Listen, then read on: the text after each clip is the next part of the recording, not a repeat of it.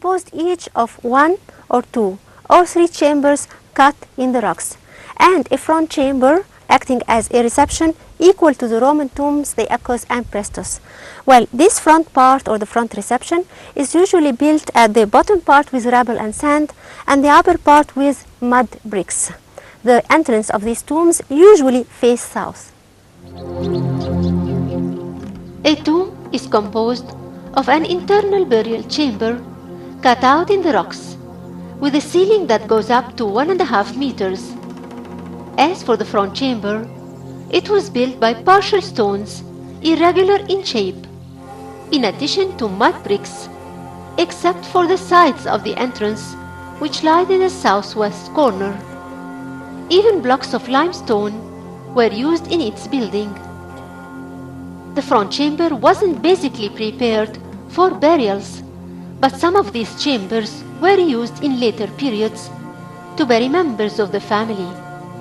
So there are diggings in the tiled floors of some chambers.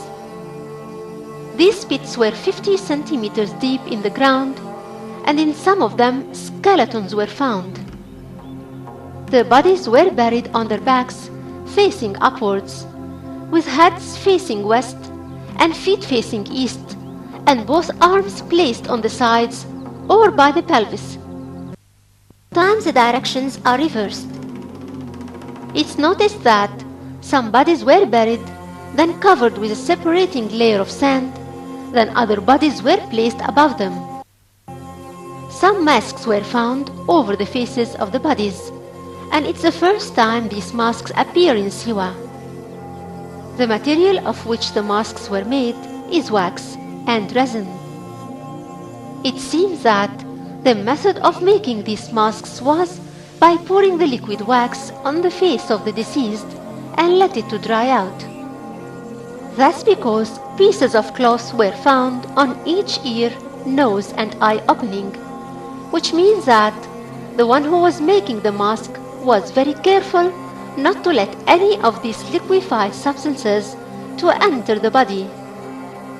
After the pouring, a careful operation of drawing and specifying the face details was made, showing the eyebrows and the eyelashes carefully. As for the hair, it was arranged according to the deceased hairstyle or the fashion of the time. Sometimes, white or colored glass was placed over the eye of the deceased from within. These masks are very similar to the masks or the portraits of El Fayoum.